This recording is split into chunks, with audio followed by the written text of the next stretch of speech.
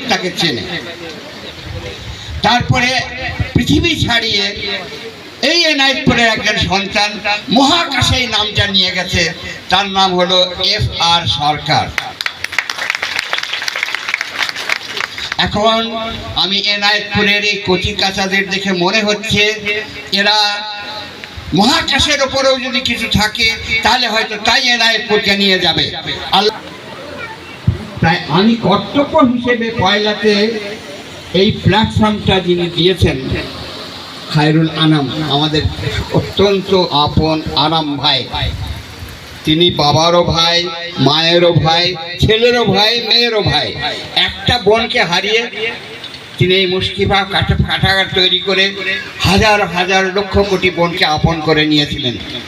তাকে স্মরণ করছি অত্যন্ত শ্রদ্ধা ভরে। আবার এইটাতে অনুপ্রাণিত হয়ে আমাদের বর্তমানের আইনুল হক ভাই যে তার পথ চলা শুরু করেছেন, এটা হায়াত দান করুন। আইনুল হক ভাইকে সঞ্চালক এক পর্যায়ে পরিচালক করার সময় বলেছিল অত্যন্ত সাধারণ একজন শিক্ষক বলেছিল। শিক্ষক সব সময়ের জন্য অসাধারণ, শিক্ষক সব সময়ের জন্য অসাধারণ। শিক্ষক কি করে?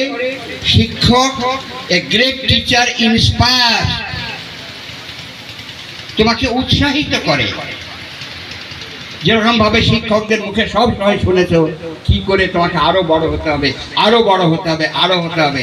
শিক্ষকের কাজই হলো এই। শিক্ষকের মর্যাদা সম্বন্ধে এই কবিতাটা নিশ্চয়ই পড়েছ, যেটা আওরঙ্গজেব সম্বন্ধে বলা হয়। আওরঙ্গজেবের ছেলেকে পড়াতেন একজন উস্তাদ। সেই একদিন নামাজ পড়ার সময় তার ছেলে অজুর পানি ঢেলে দিচ্ছিল। পা ধোয়ার সময় ছেলেটি অজুর পানি ঢেলে দিচ্ছিল। এইটা বাদশাহ আলমগীর দেখে ওস্তাদকে ডেকে পাঠালেন।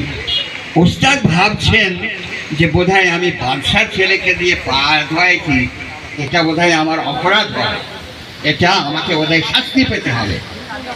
তখন বাদশাহ কিন্তু তাকে ডেকে বললেন যে আমার ছেলে তো আপনার কাছ থেকে কোনো আদব পানি ঢেলে দিল, কেন সে অত্যন্ত পরম যত্নে আপনার পা দুটি ধুয়ে দিতে পারলো না? এতেই বোঝা যাবে শিক্ষকের মর্যাদা কোথায়। তাই শিক্ষক সবসময়ের জন্য অসামান্য। আমার সামনে যারা উপস্থিত আছে তাদের আমি বলি, তোমাদের কর্তব্য কর্ম কি হবে? আমাদের পথ দেখায় দিয়েছেন যিনি, কিভাবে চলতে হবে, কিভাবে জীবন গড়ে তুলতে হবে, তিনি আমাদের রাসূল সাল্লাল্লাহু আলাইহি ওয়াসাল্লাম। তিনি বলেছেন পৃথিবীর সব জ্ঞান অর্জন করতে হবে,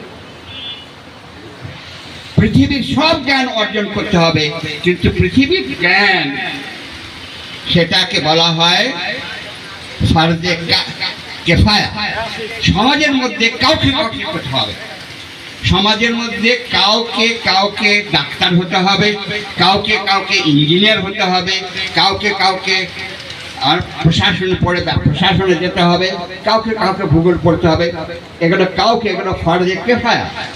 কিন্তু তিনি যেটাকে ফরজে আইন বলেছেন, আইন মানে যেটা অবশ্যই জ্ঞান তোমাকে অর্জন করতে হবে, সেটা হলো ফরজে আইন, সেটা হলো দ্বীনের শিক্ষা।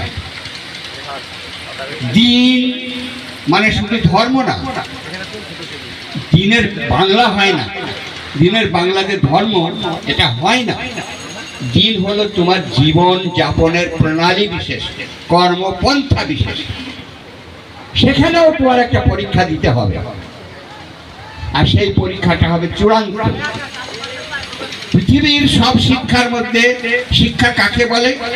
শিক্ষা যখন চরিত্রে প্রতিফলিত হয় তাকে বলে শিক্ষা। যেমন ধরো আমি বলি যে ধূমপান করে, সে ধূমপানের প্যাকেটটা খুললেই লেখা থাকে ধূমপান স্বাস্থ্যের পক্ষে ক্ষতিকর, কিন্তু ওটা পড়েও সে তখন ধূমপান করে। তাহলে এটা তার চরিত্রে প্রতিফলিত হয়নি। চরিত্রে প্রতিফলিত হলে সে খেত না, করত না। তেমনি যদি আজকে আমাদের এই বাংলাদেশে, তার কারণ চরিত্রে প্রতিফলিত হয়নি। ইউনো সাহেব চলে গেছেন, তাহলে জানো চৌহলি উপজেলা দুইটা কাজের জন্য খুবই প্রসিদ্ধ জানো, এবং সমস্ত প্রশাসনকে দুইটা কাজের জন্য সব সময়ের জন্য কাজ করে যেতে হয়। জানো কি কেউ চৌহলির ছেলেপেলেরা, তোমরা কি জানো সেই দুটা খারাপ কাজ কি, সেই দুটা ক্রাইম কি? 1 নম্বর ক্রাইম হলো অ্যাসিড, মেয়েদের মুখে অ্যাসিড ছুড়ে দেওয়া। এটা বাংলা হয় চৌহলি উপজেলায়, ওদের খাতায় লেখা আছে, প্রশাসনিক খাতায় লেখা আছে চৌহলি উপজেলায় দুইটা ক্রাইম খুব বেশি হয়।